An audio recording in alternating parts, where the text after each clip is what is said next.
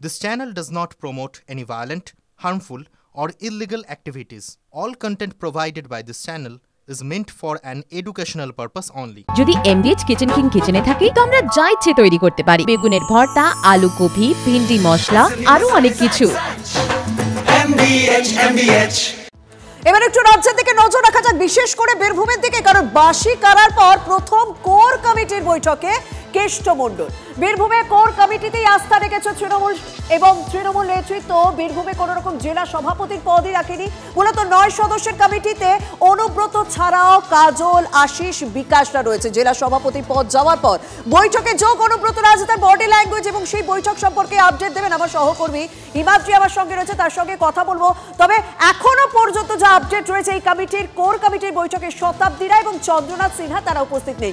হিমাদ্রি, আজকের বৈঠক যথেষ্ট গুরুত্বপূর্ণ, যদিও অনুব্রত মণ্ডল তিনি উপস্থিত রয়েছেন, কিন্তু চন্দ্রনাথ সিনহা এবং শতাব্দী রায় উপস্থিত নেই। কিন্তু এই প্রথম জেলা সভাপতি নন অনুব্রত মণ্ডল, কোর কমিটির সদস্য হয়ে তিনি একটা বৈঠকে যোগ দিচ্ছেন। তার বডি ল্যাঙ্গুয়েজ এবং তার অনুগামীদের মধ্যে কি প্রতিক্রিয়া দেখতে পাচ্ছ?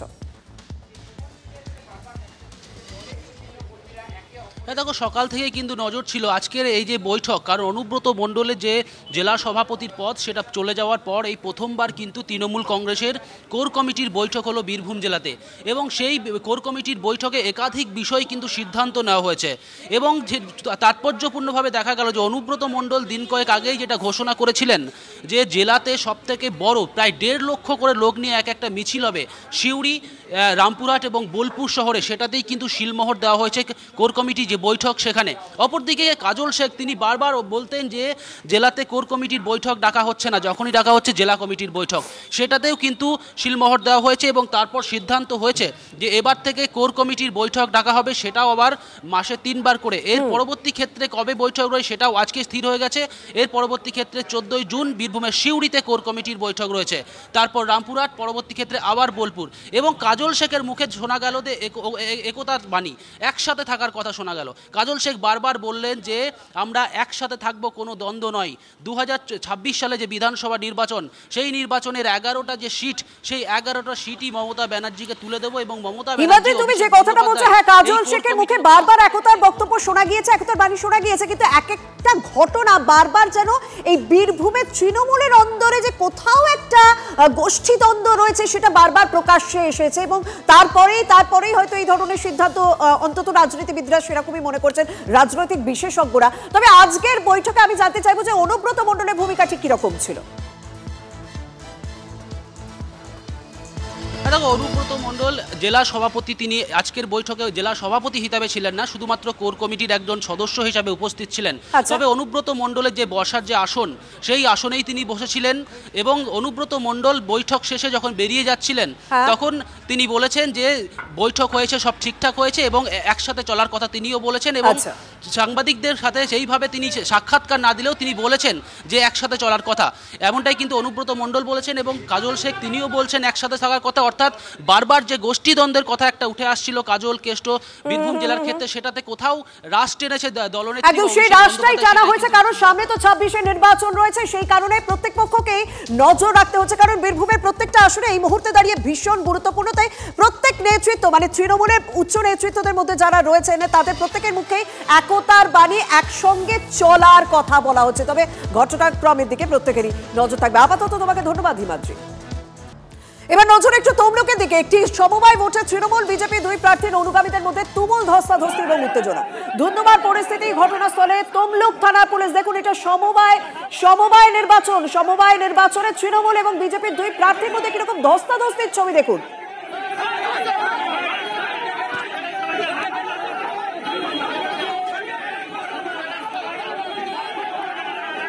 তবে পিছিয়ে কলকাতা পুরসভার সমবায় সমিতির বৈঠকও, কারণ সেই বৈঠকে উত্তেজনা।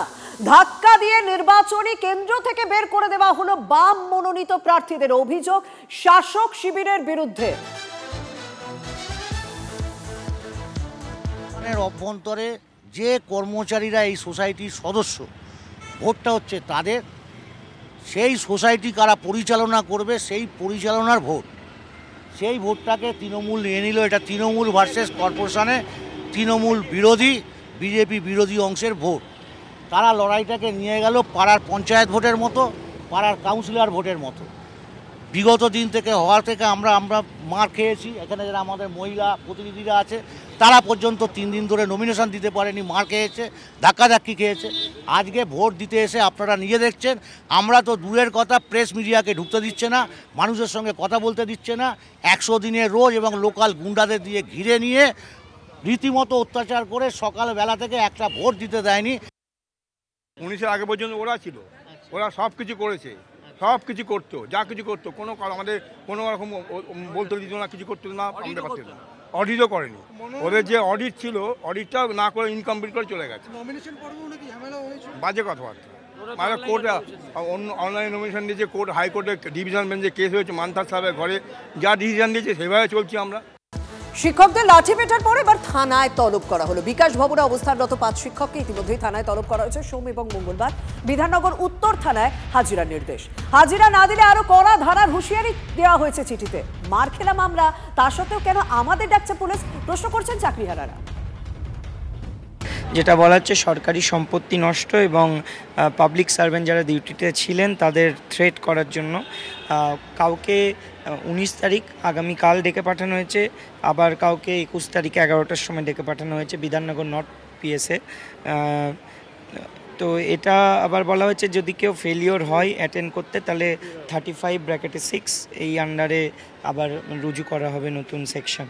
তো আমরা জানতে চাইছি যে এইভাবে যে সেকশনগুলো দেওয়া হচ্ছে, এফআইআর কপি করা হচ্ছে এবং নোটিশ ইস্যু করে ইন্ডিভিজুয়ালি ডাকা হচ্ছে, এটা কি কারণ? মানে প্রথমত লাঠিচার্জ করে মার খেলাম আমরা, আমাদের রক্তক্ষরণ হলো, আমরা হসপিটালে গেলাম, তীব্র যন্ত্রণায় কাতরালাম, আর যেখানে চাকরিটা চলে গেছে আমাদের, আমরা একটা শান্তিপূর্ণ অবস্থান করছিলাম, সেখানে দাঁড়িয়ে আমরা লাঠিচার্জ করলাম না, আমাদের হাতে কোনো অস্ত্র ছিল না, আর আমাদেরকেই এরকম কেসগুলো দিয়ে আমাদেরকে ডেকে পাঠানো হচ্ছে। বাহ, এবার হয়েছে স্বাদ। হ্যাঁ, অপূর্ব স্বাদ। এমডিএচ এর চাঙ্কি চাট মশলা, জীবনে আসল স্বাদ জাগলো। আসল মশলা এমডিএচ।